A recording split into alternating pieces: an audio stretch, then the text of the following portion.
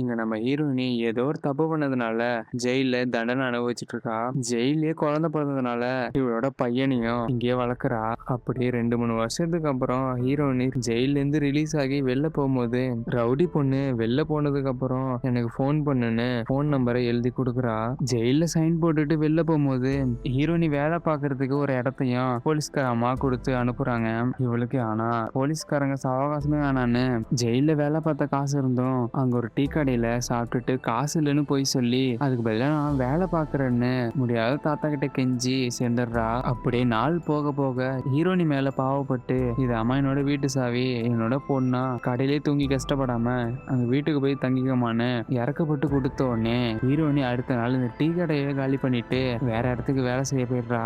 அடுத்து ஹீரோயினி பில்டிங் கட்டுமான இடத்துல வேலை பார்த்துட்டு இருக்கும்போது டீ கடையில ஹீரோயினி வேலை பார்த்ததை பார்த்தவன் வந்து நீ தானே அந்த பொண்ணுன்னு விசாரிக்க ஆரம்பிக்கிறான். இல்லையே நான் அந்த பொண்ணு இல்லைன்னு சொன்னாலும் அதையும் மீறி ஹீரோனியோட பையன் பாலா கிட்ட போய் விசாரிச்சாலும் ஹீரோனி நல்லா சொல்லிதான் வளர்த்துருக்கா. அப்படியே இங்க வேற இடத்துக்கு வந்தோடனே பேரு, இடம், ஊரு, அப்பா பேருன்னு வேற பேரை சொல்லி தப்பிச்சிடுறாங்க. இங்கேயும் ஒரு ஆள் டவுட் பட்டதுனால அடுத்து இங்க இருந்து வேற ஒரு ஊருக்கு போய் வீட்டு வேலை பார்த்துட்டு இருக்கா. இங்க பத்திரத்தை, ஆதார் கார்டெல்லாம் ஜெராக்ஸ் அடிக்க வீட்டுக்காரமா ஹீரோன்ட்ட கொடுத்து ஜெராக்ஸ் அடிச்சுட்டு வர சொல்லும் போது இவளும் அடிச்சுட்டு வீட்டுக்கு வந்தா ஃபாரின்ல இருந்த ஹஸ்பண்ட் இறந்து போயிடுறாரு. அதனால இந்த விஷயம் தெரிஞ்சு இந்த வீட்டுக்காரமா அழுதுட்டு இருக்கும் போதே ஹீரோனி இவங்கள்ட்ட இருந்து சொல்லாம அந்த பத்திரத்தையும் ஆதார் கார்டையும் திருடிட்டு இந்த வீட்டுல இருந்து தப்பிச்சு பஸ் ஏற போகும்போது இங்க ஒரு மனநலம் சரியில்லாத பொண்ணு பேக நோண்டிட்டு இருக்கா. அவளுக்கு அப்படியே சாப்பிட பண்ண கொடுத்து அவளோட ஐடி கார்டை வாங்கிக்கிட்டு பேப்பர்ல ஃபாரின்ல உள்ள பையனோட அம்மாவை வீட்லயே வச்சு பாத்துக்கணும்னு பேப்பர்ல அட்வர்டைஸ்மெண்ட்டை பார்த்துட்டு இந்த ஐடி கார்டை வச்சு போன் பண்ணி விசாரிச்சுட்டு அந்த இடத்துக்கு போய் வீட்டுல யாரும் இல்லைன்னு உள்ள போய் அந்த நேரத்துல போன் வந்தது அட்டென்ட் பண்ணா ஃபாரின்ல உள்ள பையன் தான் பேசுறான். இவங்கிட்ட பேசிட்டு திரும்பும் போது அந்த வீட்டோட பாட்டி அம்மா யாரு பொண்ணு நீ திருட வந்திருக்கியா நீன்னு கன் பாயிண்ட்ல நிப்பாட்டி வச்சிருக்கா. நான் ஒன்னும் திருடலாம் வரல, உங்களை பாத்துக்கதான் வந்திருக்கேன்னு சொல்லி வீட்டு வேலை இந்த பாட்டி அம்மாவை குளிப்பாட்டுறது, முடி பின்னி விடுறதுன்னு கால் முடியாத அந்த பாட்டி அம்மாவுக்கு எல்லா வேலையும் பண்றா. இந்த பாட்டியோட ஹஸ்பண்ட பாத்தீங்கன்னா சுதந்திர போராட்ட வீரரு. இவங்களோட பையனை பிடிக்கவே பிடிக்காது. ஏன்னா சுதந்திர போராட்டோட பையனா இருந்துகிட்டு எப்படி வெள்ளைக்காரனுக்கு ஃபாரின்ல போய் வேலை பார்க்கலான்னு இந்த அம்மா கோவமா தான் இருக்கிறாங்க. அப்படியே நம்ம ஹீரோனி கிட்ட மனசு விட்டு பேசும்போது நான் இறந்து போனதுக்கு அப்புறம் இந்த வீட்லயே நீ தங்கி சந்தோஷமா உன் புள்ளைய வளர்த்துக்கன்னு சொல்லி நான் இறந்து போனதுக்கு அப்புறம் இந்த கார்டன்லயே பதிச்சு வாழை கண்ணு நட்டுருன்னு இந்த பாட்டி அம்மா சொல்றாங்க. பாட்டி அம்மாவுக்கு ஆஸ்மா வேற இருக்கு, கால் முடியாதவங்க வேற. அப்படியே இறந்தும் போயிடுறாங்க. அவங்க ஆசைப்படியே கார்டன்ல புதைச்சி வாழை கண்ணை நட்டு வச்சிடறா ஹீரோனி. அப்படியே பையனையும் லிட்டில் ஸ்கூல்ல சேர்த்து விடுறா. அதுவும் வீட்டு வாசலுக்கு ஸ்கூல் வேன் வந்தாலும் இந்த வீட்டு அட்ரஸ் யாருக்கும் தெரிஞ்சிடக்கூடாதுன்னு நல்ல வழியா 2-3 கிலோமீட்டர் தாண்டி காட்டுல இருக்கிற பஸ் ஸ்டாண்ட்ல போய் தான் பையனை ஸ்கூல் வேன்ல ஏத்தி விடுறா. இதுக்கு முன்னாடி வேலை பார்த்த இடத்துல பத்திரத்தை, அந்த ஆதார் கார்டு எல்லாம் எடுத்திருப்பால, ஃபாரின்ல வேலை பார்த்து இறந்து போயிருப்பான அந்த அட்ரஸ் கொடுத்து என்னோட ஹஸ்பண்ட் ஃபாரின்ல வேலை பார்க்கறாருன்னு அந்த டீட்டெயில சொல்லிதான் இவளோட பையனை ஸ்கூல்ல சேர்த்திருப்பா ஹீரோயினி. ஸ்கூல் விட்டு பையனை வீட்டுக்கு அழைச்சிட்டு வரும்போது ஜெயில இருக்கிற அடியால் பொம்பளை ஹீரோயினி வீட தெரிஞ்சுக்கிட்டு வீட்டுக்கு வந்துடுறா. இவ வந்தது மட்டும் இல்லாம ஜெயில இருந்து 2 பொண்ணுங்க ரிலீஸ் ஆனவங்க ரொம்ப கஷ்டப்படுறாங்க, ரொம்ப போலீஸுங்க நச்சரிச்சு தொல்லை பண்ணிட்டு இருக்காங்க. உன் வீடு தான் ரொம்ப தாராளமா இருக்குல்ல, இங்க அழைச்சிட்டு வந்துடுறேன்னு போன் பண்ணி சொல்ல போறா. ஆனா டவர் கிடைக்கல. இவ அந்த பொண்ணுங்கள்ட்ட சொல்லி இங்க வந்துட்டா ரொம்ப பெரிய பிரச்சனை ஆயிடும்னு இந்த செத்து போன பாட்டி அம்மாவோட கண்ணு இருக்கு இந்த அடியால் பொம்பளைய சுட்டு கொன்னுடுறா ஹீரோயினி. இப்பதான் திடீர்னு இந்த பாட்டி அம்மாவோட பையன் ஃபாரின்ல இருக்கான்ல, அவன் ஹீரோனிக்கு போன் பண்ணி எங்களோட ரிலேஷனு மதியம் ஃபிளைட்ல இறங்கி சாயந்தரம் வீட்டுக்கு வந்துருவாங்க, வீடை சுத்தம் பத்தமா வச்சுக்கன்னு சொல்லிட்டு போனை வச்சிடுறான். இங்க வேற பாட்டியம்மா வேற இறந்துட்டாங்கல்ல, இவளுக்கு என்ன பண்றதுன்னே தெரியல. பையனை அழிக்க போறதா இல்ல இங்க சமாளிக்கிறதான்னு ஒண்ணுமே புரியல.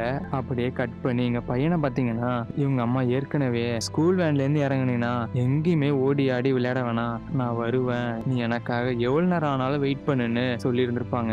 இவனும் எவ்வளவு நேரம் ஆனாலும் வெயிட் பண்ணிட்டே இருக்கான். அவங்க அம்மாவை ஆளே காணோம். இவன் பேரை பாலனே கூப்பிடுவோம். இங்க ரொம்ப நேரமா பாலன் நின்றுட்டு இருக்கிறதுனால இங்க லோக்கல் ஆளு போலீஸ்க்கு இன்ஃபார்ம் பண்ணி வந்து விசாரிக்க ஆரம்பிக்கிறாங்க.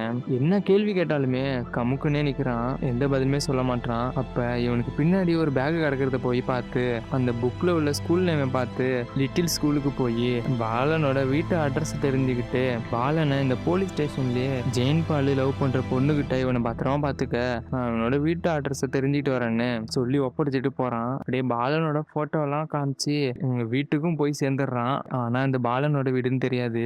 அங்க போய் பார்த்தா ஹீரோயினி வேலை பார்க்குற வீட்டுக்கு ரிலேஷன்லாம் வந்திருப்பாங்கல்ல. அங்க ஹீரோயினி துப்பாக்கி வச்சு தாக்கி அவள் மென்டல்னு சொல்லி மென்டல் ஹாஸ்பிட்டல் அழைச்சு போயிட்டாங்கன்னு அங்க இன்வெஸ்டிகேஷன் பண்ணிட்டு இருக்க போலீஸ் நம்ம ஜெயின் பால் கிட்ட சொல்றாரு.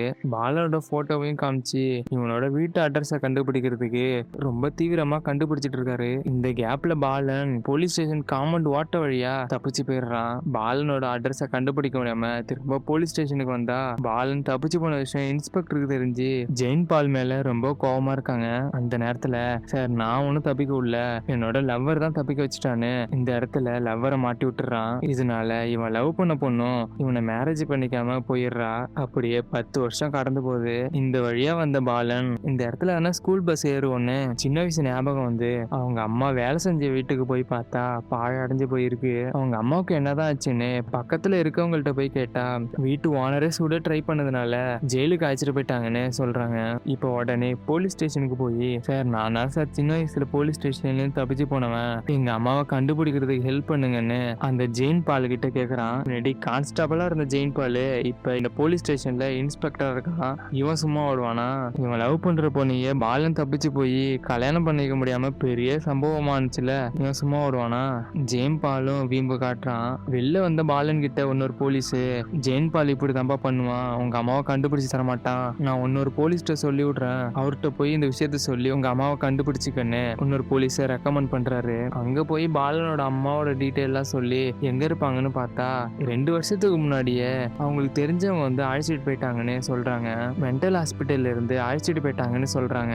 அதுவும் அழைச்சிட்டு போனது வேற யாரும் இல்ல, இன்ஸ்பெக்டரா இருக்கிற ஜெயின் பால் தான். இப்ப திரும்பவும் பாலன் விறுவிறுன்னு போலீஸ் ஸ்டேஷனுக்கு போய் சார் நான் சின்ன வயசுல தப்பிச்சு போகும்போது இன்னொரு திருடனு தான் சார் என் கூட தப்பிச்சு போனா, அவனை கண்டுபிடிச்சு கொடுத்தா எங்க அம்மாவை திரும்ப எனக்கு தருவீங்களான்னு பாலன் ஜெயின் பால் கிட்ட கேக்குறான். அப்படியே பாலனை சின்ன வயசுல பாத்தீங்கன்னா என்ன பண்ணிட்டு இருந்திருப்பான்னு தெரியாதுல, லாரியில ஏறி போயிட்டு இருக்கும்போது அந்த போலீஸ்ல இருந்து தப்பிச்சு போன திருடன் இந்த லாரியில தான் ஏறி அவன் ஊருக்கு போறான். அப்படியே பாலனு வேற வழியே இல்லாம அந்த திருடன் பின்னாடியே போயிட்டு இருந்தவன் இந்த திருடன் கூடயே சேர்ந்து வாழ்றான். இது மட்டும் இல்லாம பூட்டை எப்படி திறக்கிறது, வீட்டுக்குள்ள பூந்து எப்படி கொள்ளையடிக்கிறதுன்னு எல்லாமே கத்துக்கிறான். எல்லாமே கத்துக்கிட்டு போதை பொருளும் சப்ளை பண்ணிட்டு இருக்கானோ. பாலனோட அம்மாவை இப்ப கண்டுபிடிச்சு தரேன் அப்ப கண்டுபிடிச்சு தரேன்னு ரொம்பவே இழுத்து அடிச்சுதான் இந்த திருடன் அவன் வேலைக்கு யூஸ் பண்ணிட்டு இருந்திருக்கான். இந்த விஷயம் எல்லாம் தெரிஞ்சு போய் தான் இந்த திருடன் விட்டு வெளில வேலைக்கு வந்திருப்பான். அதுக்கப்புறம் தான் எங்க அம்மாவை விசாரிச்சுட்டு இருந்திருப்பான். திரும்ப உங்க அம்மாவை தரேன்னு ஒத்துக்கிட்ட ஜெயின் பால் திருடன் இருக்கிற இடத்துக்கே போலீஸ் அழைச்சிட்டு போய் அந்த திருடனை பாலனை வளர்த்த அந்த அப்பா திருடனை குடிச்சு கொடுத்துட்றான். இப்ப வச்சு எங்க அம்மா எங்க இருக்காங்கன்னு கேட்டா இப்ப திரும்ப என்னோட லவ்வர் வந்து என்ன கல்யாணம் பண்ணிப்பாளாடன்னு உங்க அம்மாவெல்லாம் வந்துட்டு திரும்பி தர முடியாது, அதுக்கு பதிலா அவங்க அம்மாவனா காமிக்கிறான் பாத்துக்கன்னு மென்டல் ஹாஸ்பிட்டலுக்குள்ள போய் ஜெயின் பால் இந்த பாலனோட அம்மாவை காமிக்கிறான். அது வேற யாரும் இல்ல, ரொம்ப வருஷத்துக்கு முன்னாடி பஸ் ஸ்டாண்ட்ல ஒரு மென்டல் இருக்கும்ல அதுதான். இந்த நேரத்துலதான் பாலனுக்கு அவங்க அம்மா சொன்னது ஞாபகம் வருது. என்னன்னா அந்த பஸ் ஸ்டாப்ல என்ன ஆனாலும் நீ இங்கேயே இரு, அம்மா உன்னை தேடி கண்டிப்பா வருவேன்னு சொல்லியிருப்பாங்கல்ல, அது ஞாபகம் வந்து அந்த பஸ் ஸ்டாண்ட்ல போய் நிக்கிறான். பாலனோட அம்மாவும் பாலனை பாத்துடுறாங்க. திரும்ப அம்மாவும் பையனும் ஒண்ணு சேர்ந்துடுறாங்க. ஆக்சுவலா ஹீரோயினி பாட்டியம்மா வீட்டுல வேலை பார்த்துட்டு இருக்கும்போது அந்த ஃபாரின்ல இருக்கிற பையன் வீட்டுக்கு நெய்பர் வராங்கன்னு சொல்லும் போது ஹீரோயினி ஏற்கனவே அந்த மென்டல் பொண்ணை தேடி கண்டுபிடிச்சு வளர்த்துட்டு வந்துருப்பா. அந்த பொண்ணை தான் வேலை பார்க்குற வீட்டுக்குள்ள அந்த சொந்தக்காரங்களாம் வரும்போது அந்த மென்டல் பொண்ணு கையில கண்ணை கொடுத்து சுட சொல்லியிருப்பா ஹீரோயினி. இவ இந்த பாட்டியம்மா வீட்டுல வேலை பார்க்கறது பக்கத்துல உள்ள வீட்டுல உள்ளவங்களுக்குலாம் யாருக்குமே தெரியாது. ஆனா வீட்டு வாசலுக்கே போக மாட்டாள, பையனை ஸ்கூல்ல விடுறதுக்கு கூட பின் வாசல் வழியா தானே போவா. அதனாலதான் பஸ் ஸ்டாண்ட்ல ரொம்ப கஷ்டப்பட்டு இருந்த கேட்க நாதி இல்லாத அந்த மென்டல் பொண்ணை இப்ப மென்டல் ஹாஸ்பிட்டல்ல வச்சிருக்காங்க. இந்த படத்தோட ட்விஸ்ட் எல்லாம் ரொம்ப பயங்கரமா இருந்ததுல, எங்கேயோ ஏதோ ஒரு இடத்துல ஆரம்பிச்சு இப்படி ஒரு ட்விஸ்டோட முடிப்பாங்கன்னு நீங்க எதிர்பார்க்கவே இல்லை. இதை மாரி ஸ்டோரி தெரிஞ்சுக்கணும் இந்த சேனலை சப்ஸ்கிரைப் பண்ணுங்க. அப்புறம் கதை பற்றி இருந்ததுன்னு கமெண்ட் பண்ணுங்க.